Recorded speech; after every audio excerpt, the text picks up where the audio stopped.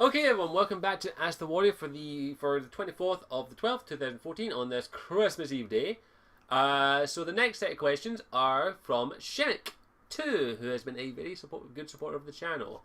What do you what DLC do you think should be made for DAI? I am saving that for a video. I'm going to be honest, but I will give a very little tease. It will involve the dwarfs. That's something I have a big theory on, and the Grey Wardens. That's all I'm going to say. I'd rather keep the rest of it a little bit secret because I have a few little things I'd like to say about it. But yeah. Next question from Shimmick is: you said numerous times that you play games and watch media for the story. What is the most important part of a story to you? Are you like Arcada, who is an anime reviewer on YouTube, who I do check out every now and then? He's awesome. Where you think the ending is the most important part, or are you like me, where you think the characters are the most important part? Midichlorians, yay or nay? I think you may go whatever. I'm both. I'll be honest. I judge a story overall. That's what I've always done. And when I judge a story, I also judge the characters. For me, if you don't have good characters, the story suffers. But if you have a bad story, the characters will suffer. But if you have amazing characters and a really okay story, it can make the story even better. But if you have an amazing story but okay characters, the story can make the characters seem a little bit better. It's kind of a mishposh, in my opinion. Now, it really comes down to a bit of an equal advantage. If you have an okay story and okay characters, it's an okay movie or okay game. If you have an okay story but bad characters, you have a mediocre game, story, or whatever. If you have amazing characters but a mediocre story, you'll have okay characters. But if you have amazing characters but an okay story, you'll have an amazing overall. But if you have an amazing story and okay characters, you get what I'm going with. The characters marry the story, and the story marries the characters. You have to have both equal good and bad on both elements. And it really does come down to the style and type of story, in my opinion. As it is when it comes to a game, like Dragon Age, for example, the characters have to feel human. Or they have to feel real. You have to feel a connection with them. And that's what the Dragon Age series has always done really well, except for maybe Dragon Age 2, which most of the characters in there were kind of not very good, but that's not. I've said Dragon Age 2 I do enjoy to an extent, even though I'll admit some of the characters were not great.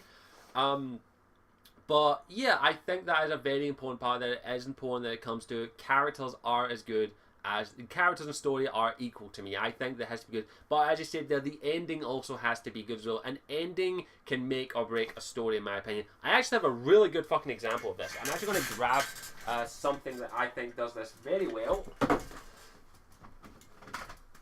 Now, I only have 2 of the 4 seasons of this particular one, but I will show. Avatar: The Last Airbender and The Legend of Korra. I only have book 1 and 2 because book 3 and 4 have not been released on DVD yet. But let's talk this. It says Avatar: The Last Airbender has an amazing setting and has a great story and has fantastic characters. I do apologise, my camera went out of focus there. My camera's very finicky. It turns on the autofocus randomly for some fucking reason. I need to turn it off now. Give me one moment. There we go. But Avatar: The Last Airbender has amazing stories, has an amazing set of characters, doesn't have an ending. Now, don't get me wrong, the Avatar: The Last Airbender series has a good ending. It has a really good ending. The major story arcs are all wrapped up, but it ends with one story arc being kind of hinted at, and that is the one of Zuko's mother. Now, I do know they continue in the comic books, and the reason that it was continued was that Nickelodeon didn't fund a 4th season, which is fucking stupid! But yeah, Avatar: The Last Airbender has a great ending, but that little thing with Zuko's mother brings it down a little bit, and I kind of don't like that for that part. Legend of Korra, on the other hand, which is recently finished, and I'm not going to talk to. I'm actually debating whether I'm not going to do a video on the Korra thing, but I'll leave that for the moment. Legend of Korra has really great characters, has a good story, not a fantastic story. It's not as good as Avatar: The Last Airbenders, but it has a good story, each one having their own individual story. And the ending, in my opinion, was perfect. The ending basically wrapped everything up perfectly, in my opinion. So yeah, as is, the ending can have an impact on a story. For me, Avatar: The Last Airbender is brought down just a little bit due to that little bit of story that they never got to continue in the animated format, but they did continue in the comics, which I will eventually get around to reading, while Korra actually has a definitive ending, which I think is perfect. I'm not going to get into the Kurosami thing, that's completely up for, that's not a topic for another video. But yeah, it comes down as is, the ending is important. If the ending sucks, it can affect the entire story. And that is very, very, very obvious in a lot of shows, in my opinion, that do not get an ending, in my opinion. Sorry, this hat's making my head itch, I might have to take it off. As it is, I'm pretty sure a lot of people can point to games, movies, comics that basically have, and TV series, that shows that they really fucking liked, but had a really fucking crappy ending, and it kind of pissed them off. Like, I'm not a fan of Lost. I am not a fan of Lost. I had never liked it. I never watched it as a kid. I did not like it. It just never appealed to me. But look at that. That thing apparently had a really shitty ending, and I know nothing about it. I'm trying to think of examples from me. I'm looking through my collection right now. A lot of it's obscured for DVDs and all that. But yeah, there are games and things that I've had that the ending kind of ruined a lot for me. But in my opinion, the ending is one of the most important part of a story. But it's equally as important to the beginning. If you have a shitty beginning, you aren't going to grab people's attention. But yeah, I honestly think that everything about a story has to be good for it to be absolutely excellent. But as is, amazing characters can bring up an okay story, an amazing story can bring up okay characters. So that's something that I think is very paramount, as I say, is in my opinion, that everything has to work together to actually make something great, but the ending and characters do actually take a big bonus there. But yeah, I just think everything needs to mesh together to actually be good, in my opinion.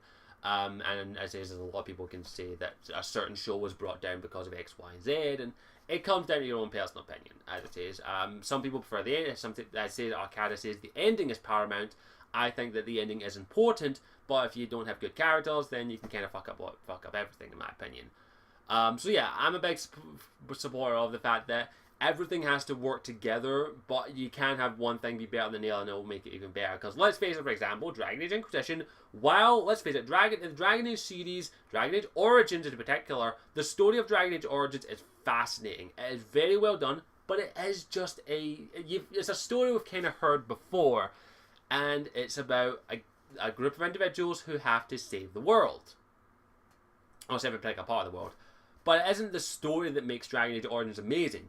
It's the characters and the NPCs that make it just absolutely amazing, because it feels real. Same with Dragon Age Inquisition. So yeah, characters are very important. If you have shitty characters, you have a shitty story, shitty movie, shitty TV series, shitty game, whatever. So yeah, characters are probably a little bit more important for me personally, but as I say, everything has to mesh together to work perfectly. So yeah, that's it. I hope that answers your question. If I didn't, sorry. Next question from Shimmick is, would you have liked it if in DAI did DA2 style plot, where they built up the main villain over a 3-act structure that spanned a decade? No, I don't think that actually would have worked for Dragon Age Inquisition. It barely worked for Dragon Age 2, I'll be honest. In all honesty, Dragon Age 2 could have taken place over 3 years instead of 10 years. And there's reasons I'm not going to get into. But let's face it, Dragon Age 2 did not do that 3-act story structure very good with the decade thing, I'm going to be honest. They could have done it a little bit better, and I'm pretty sure, even in the game, the developers make a little punchy edit here or there. I don't think it would have worked for Dragon Age Inquisition. So yeah, that's the point. Lastly, do you think Morrigan is Cullen syndrome for guys? For those who are unaware, of course, I'm pretty sure if you're Dragon Age fans, Cullen makes ovaries explode. Cullen barely had any barely had an impact in Dragon Age Origins. If you want me to be honest, he had a more significant impact in Dragon Age 2, and there he is in Dragon Age Inquisition as the head of the army. Wait, what? And I'm sure the fans had everything to do with that. in my opinion. I'd say it's a bit of a story, but that's a bit of but yeah, I think Morrigan. I don't think Morrigan is Cullen syndrome, because we get to know Morrigan a lot better than we do Cullen in Dragon Age in her first incarnation, in her first appearance. I don't think she is like Cullen syndrome at all, where she barely had any lines and everyone loved her. We all love Morrigan for different reasons. I love her because she's such a well voice acted, well written, and one of the best characters in recent generations, in my opinion, and one of the best examples of a strong female character out there. So yeah, I don't think she has Cullen syndrome. So yeah, I hope that answers your question. I'm not going to get into the whole debate when it comes to Cullen. Sorry, that's something I do not. I know 3 ladies who love Cullen, and if I say anything bad about him, I'm a dead man. Well, probably not dead. They would probably string me up and do a Ramsay Snow to me and just gut me. Yeah, so I'm not saying anything else. Okay, next set of questions are from Morgan Carter. Yeah, I'm going to take this half. It's making my head itch. I don't know why. And I actually have to... Sorry about that. So yeah, next set of questions are from Morgan Carter. Hey, you may want to read these first separately, then answer them, as my explanation goes a bit too long. However, I feel that it is justified. Maybe just answer the other questions that are one at the end, i.e. skip to 2. He has quite a lengthy question, but I do read out all the questions and I do not shy away from any question. I believe you said in your review something along the lines of this: I think BioWare is back. Really? I mean, were you actually that impressed by Inquisition? I think it was nowhere near Origins. Granted, it was a massive improvement upon the second game, and I really did enjoy the 53 hours I put into my first playthrough. But how close do you actually think they nailed it? Nailed it, as I would say it was so very, very, very close. It was so very, very, very close came to doing with Origins.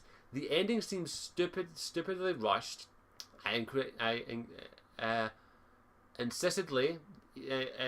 Incredibly easily dismissed Corypheus within a few minutes, and I was only level 12, i.e. not near the max level. Then we got nothing on the black side. I really thought he would have succeeded, and we would have to have fought him there as he attempted to take the throne of the Maker. There was no ultimate final goodbye moment to our companions before the battle, which meant it was a very lackluster. Then once we got back to Skyhold, we got a bit of a goodbye from everyone, except that I bugged out and I couldn't say goodbye to either Cole or Varric. Also, the whole way the game was done was completely stock and stored of recent BioWare games. Oh no, the ultimate big bad is going to kill us all and hold dear. Some random person becomes special and we will eventually follow him as our leader. They are the focus of the bad guy and twisted version of the races who lived there, although admittedly there was a little dark spawn interaction and Inquisition. They will assemble our motley crew and go and fight those who are against us and start eventually turning those who cause a big army. This seems to be done in the most recent games in Origins, blah blah blah. GSN repeats himself there. Then there was a very little actual motivation to go and do all the side quests. While Origins, most of the side quests could be done in a while. You were trying to recruit varied races. This time you had to go very out of your way to do these, which was nice in a way. However, it seems to be endless filler and added nothing to the real value of the Inquisition. Was nice and it seemed to be endless filler and added nothing real value to the Inquisition. I'm pretty sure I could have missed all of the extra Exalted Plains quest and not have actually impacted the outcome in any way. At most benefits, this would be possible acquisition of agents, some party banter, and new loot with nothing truly sentimental gained. This was a bit of a rant, and I apologise for sorry if that was a bit of a rant. You're completely entitled to a rant, Morgan Carter. Now, as it is, in my review, I did say BioWare back, and I stick by what I say. I absolutely loved Inquisition. Did it have its problems? Yes. I couldn't go into spoilers because in my way on reviews, I sickly state No spoilers. Now, he does make a clear point at the black about Corypheus. If you want me to be honest, I was okay with the way the game ended, I'll be honest. I would have liked a little bit more, if I'm honest. And I will admit the Corypheus boss battle was a bit disappointing. I'm not going to lie about that. It could have been a lot better in my opinion. And I would have loved to have seen the Black City. But the Black City is actually a very important aspect of the world of Thedas. And I honestly hope we actually never see the Black City. Because I don't think it exists. Well,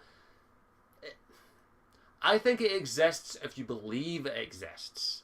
I can't remember what the type of thing it is, but if you believe in something hard enough, it exists. I think that's the best way. I think it's really debatable with how the Fade works, and we see the Fade the way we want to see it.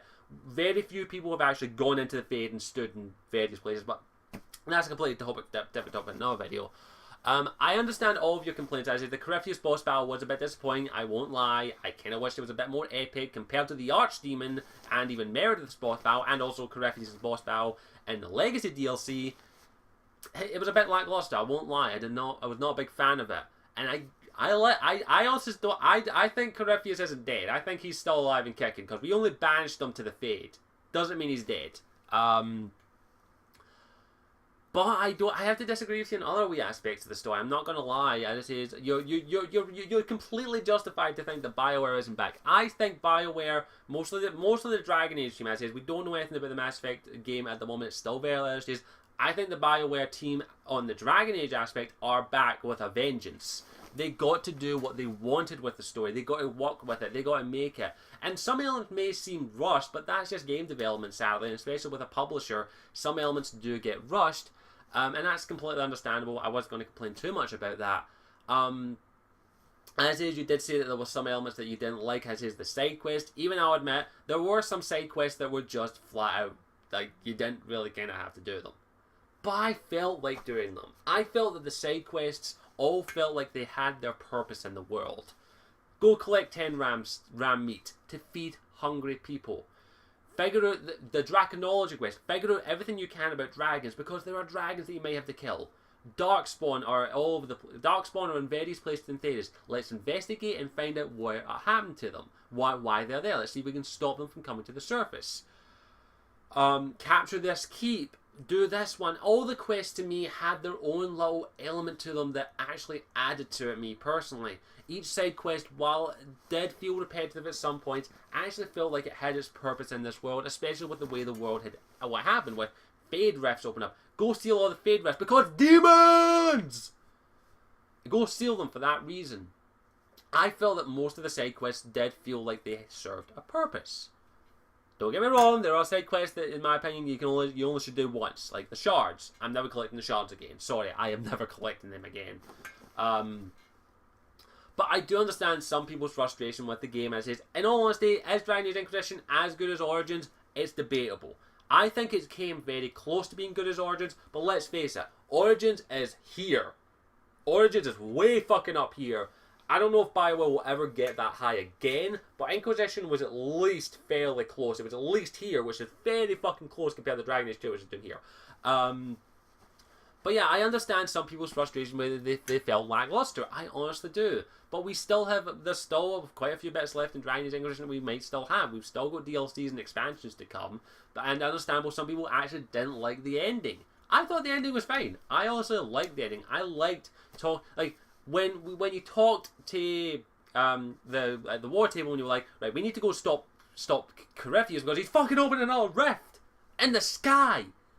Like, you had no time to react. You were literally like, right, let's get fucking go. You and you come with me, go. You had to be there quick. You had to get there quick, because if you took your fucking time to say, it's been an absolute pleasure to fight with you, Bull, and all that, by the time you were finished with half your companions, boom, world destroyed. There was urgency to it. There actually felt like there was proper urgency to that point. That you didn't have time to say goodbye to everyone. That you had to rush out and go and save the world.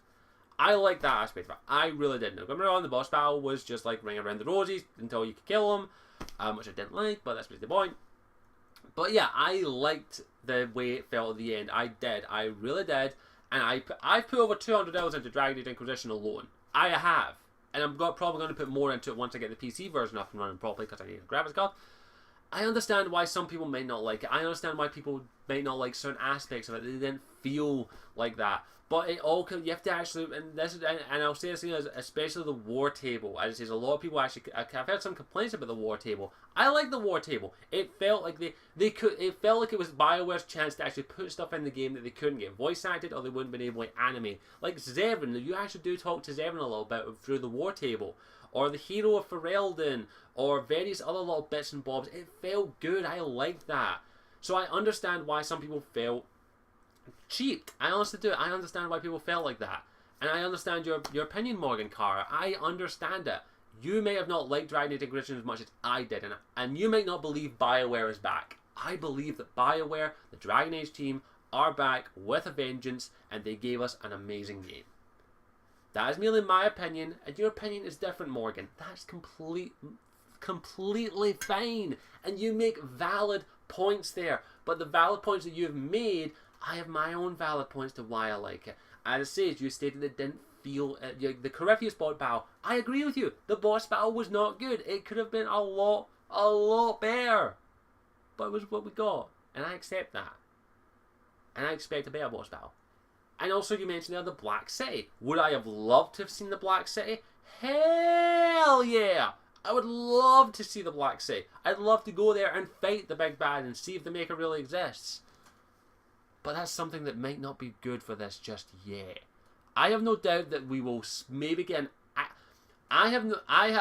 there's going to be one of two possibilities. One of two things is going to happen with the Black City. One will actually go there, or two will never go there.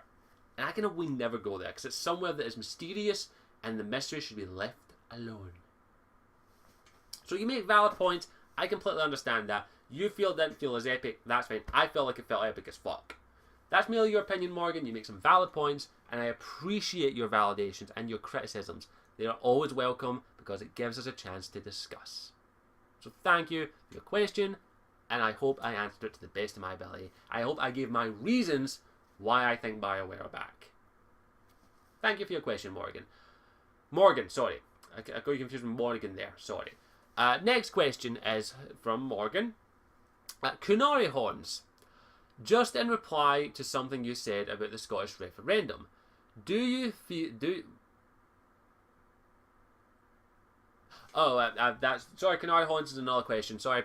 Just to reply to something you said about the Scottish referendum, do you still think that it was rigged, or was it just maybe just rawness from it having been so recent? I don't mean to think this is a rude way, but your justification for it having been rigged was that everyone knew that the vote was voting yes. All my family is Scotland, which is many of them, we are like rabbits, were actually voting no. I know politics is a controversial thing, and I mean that they're all good spirits and intentions. Okay, I'll have to admit, I may have said a couple of things that I might have regretted during the Scottish referendum. I'll have to admit that. But I still think that there was some form of rigging in the Scottish referendum. I still think that, because there is actual evidence for the possibility. There's video evidence of people swapping votes, there's video evidence of no votes being put in yes, and there's video evidence of people actually changing people's votes, rubbing out the yes and ticking the no, or vice versa. I just want an investigation. That's all I want when it comes to... I want someone to go and investigate this, look at all the footage, look at every piece of evidence they can to see if there was some form of rigging, and I do believe that there is some form of rigging. As it says, if you have family who voted no, I had people who voted no, and they gave their reasons. It was justified. I think there should just be a proper, full-on investigation to see if there was some form of tampering when it comes to the Scottish referendum, and I also think that there was some tampering with the referendum because there is actual evidence for it. There is evidence that there was possibly some referendum rigging, and I just want it investigated. That's all I want, and I'm not one of these people that says, fuck all the no voters. I'm just like, no voters, you have your opinion, I have mine, let's go and vote together, and then we'll see what the future holds. And so that's why I do not judge the actions of the ones that happened after the referendum.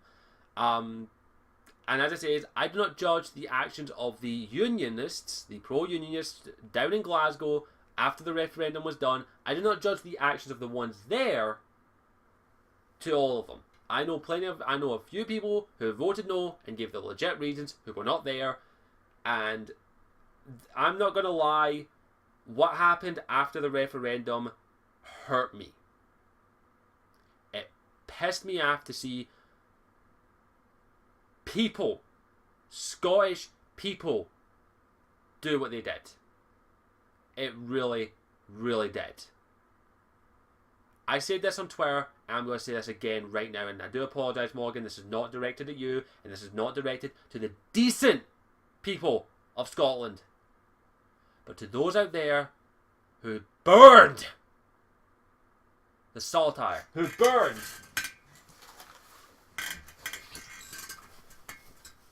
this flag, to those out there who spat on this, who burned it, who stomped on it after the referendum, you're not Scottish. You scum. I'm proud of this flag. I'm proud of who I am.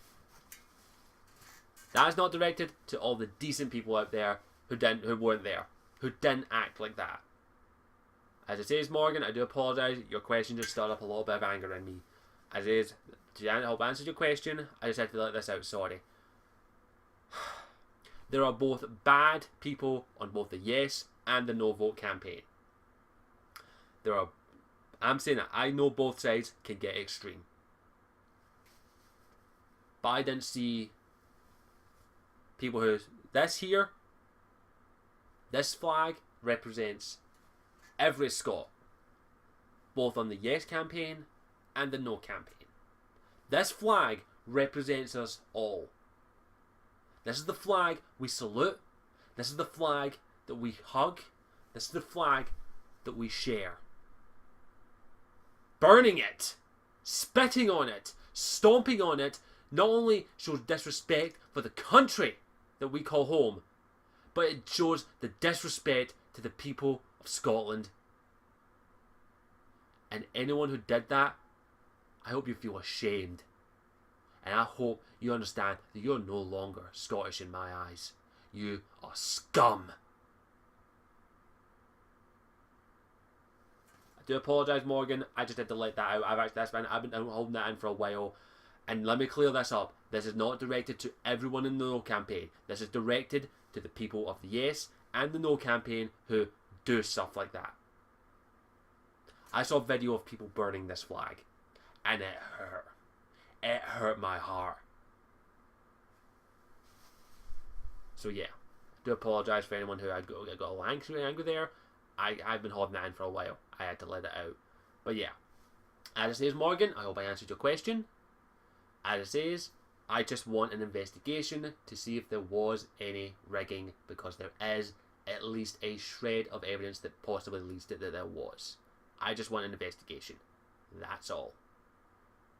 And I have no problem with people who voted no, as I have no problem with people who voted yes, because that is merely your opinion. I have a problem with the extremists who take it too far. As I say it again, I'll say it again. This flag is for the entire population of Scotland. This is for everyone who lives in Scotland. This is for a person who identifies as Scottish, whether they identify first or second as Scottish. This is for everyone. You respect it. You don't fucking burn it! Sorry. I had to let that out. Let's move on to the last question from Morgan. I hope I can answer it perfectly, but I hope I can answer it. If you were Canary in real life, would you shave them down or partially or completely, kind of like Hellboy? This is the Canary Horns question. This would be assuming that you would not be ashamed of having them. Okay, this is his second last question. I wouldn't shave them down. I'd be proud of them. I'd be proud of my fucking horns. I wouldn't care what people thought. I'd be like, yeah, I got fucking horns. And you're racist? Are you a racist? Are you racist? You judging me because of my horns? You're racist. I'm taking your core. I'd be fine with it. I'd be okay with having horns.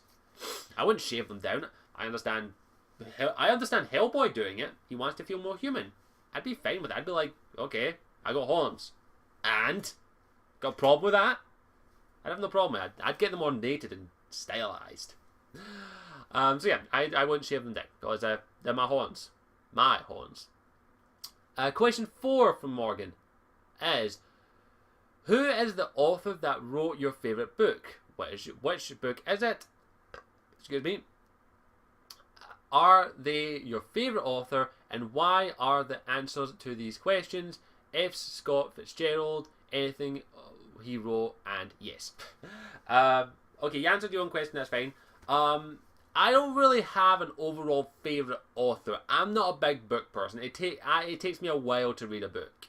But the only series I'm reading at the moment, which I'm actually need to get around to finishing it, is the Heroes of Olympus series by Rick Riordan. I'm actually on chapter 3 of the book. 4. I'm on chapter 4 of the book. I've had this since it came. I've had this since release date. I just haven't had a chance to get around to start reading it. But yeah, Rick Riordan is definitely up there with one of my favourite authors because of the Percy Jackson series, which is absolutely fantastic in my opinion. I love the series. I think it's a great story. I like it better than Harry Potter. I know it's again blasphemous. I listened to the entire Percy Jackson series on the audiobooks, and then I listened to the first 2 books of the Heroes of Olympus series on audiobook, and then I eventually bought them all. I actually have all of the Heroes of Olympus books over there, and that's just the most recent one that I'm reading.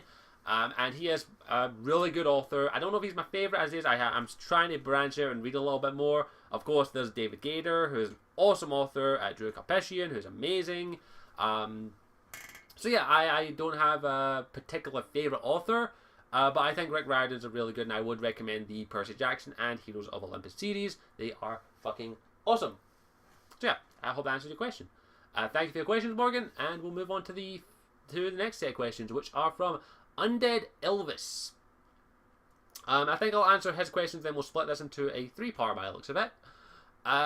Do you think the Architect in Dragon Age could be a Tevinter Magister that entered the Golden City with amnesia, or is he lying about his origins? He's a Tevinter Magister. There's no if, buts, whats, or ifs about it. And he believes that he entered the Golden City. He believes it.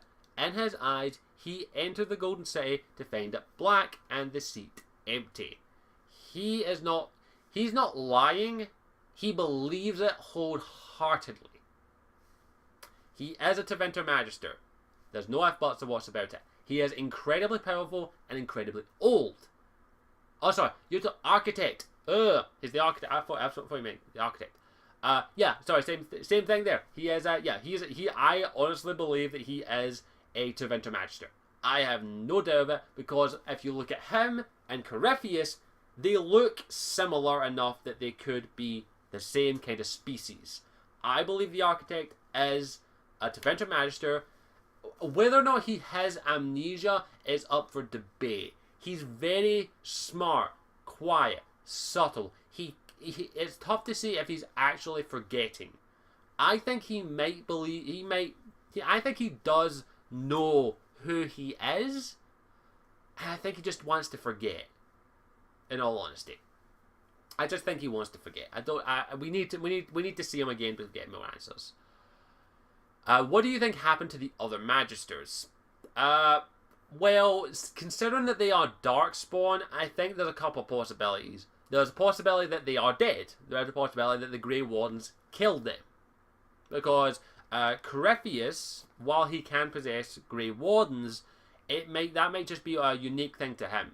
It might not every Architect might be able to do that. It's really fucking tough to say, in all honesty, what happened to them. We don't know. They could all be around. They could all still be alive. But they could also all be dead. We don't know, and I'd rather not speculate too much on that. So we'll have to wait and see if they make an appearance. Last question from Undead Devils, then we'll end this part. Do you think the Illuvians will play a big part in the next Dragon Age? Possibly with the protagonist having the ability to fix and unlock them. Will the Warden ever find a cure to the calling? I think that's 2 questions, but whatever. I have no doubt that the Illuvians are going to play a pivotal role in the Dragon Age universe. It all comes down to how they'll implement them in the next Dragon Age or the next DLC for Dragon Age Inquisition. We didn't really get an answer to them in Dragon Age or Inquisition. We got told about the Crossroads and that some are still activated, but we never really got an answer about Briala, who has the Olivia network and can reactivate them. I don't know, we'll have to wait and see what happens. I don't want to speculate too much. As I say, I want to do a video on this, but I do have no doubt that the Olivians will have a pivotal role in the next Dragon Age or the next DLC. And do I think the Warden will find a cure at the calling? Hell yes! My Warden will. Will yours? So yeah, we have a few. We actually have only a few questions left, and let me just double check Twitter and our Facebook, see if we have any more. I don't think we do. Let me check here while I'm recording just to make sure. I think I have a few more on Twitter. I think I had one on Twitter somewhere. I just can't remember where it is. Ah. Nope. No. Okay, we do have one on Twitter here from Wayne Clark. Can you speak Gaelic or Gaelic, depending on your pronunciation? Sadly, no. The only thing I know is Abergabrath. I don't speak Gaelic or Gaelic. I kind of wish I did. It's a language of Scotland. I want to try and learn it in the future, but there's not a lot of Gaelic speakers in this land. So yeah. And second thought, we'll just answer the last few set of questions here from. Well, actually, we got 3 more questions. The first question is from Sir Cambry358. If you become a member of any warrior class in history, which would you choose? Highlander doesn't count. No fair. I wouldn't be a knight. Don't get me wrong, I understand knights. I don't like big heavy armor. I don't like big heavy armor. I think it looks. I'm more of a light armor kind of person. Any warrior class in history. I don't know. That's a tough one.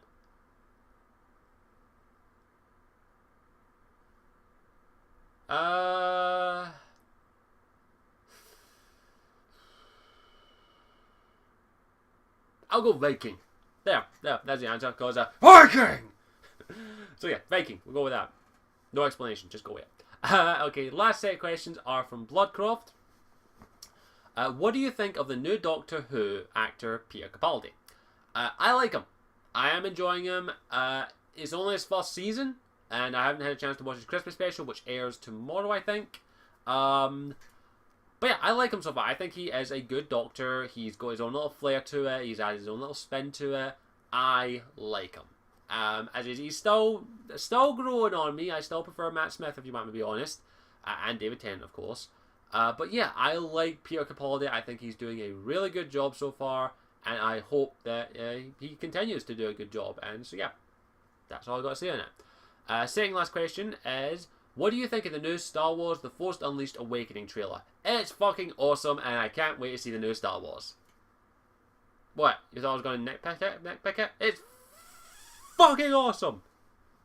And I love the lightsaber. Screw you if you don't. Last question from Bloodcroft is, are you looking forward to Uncharted 4?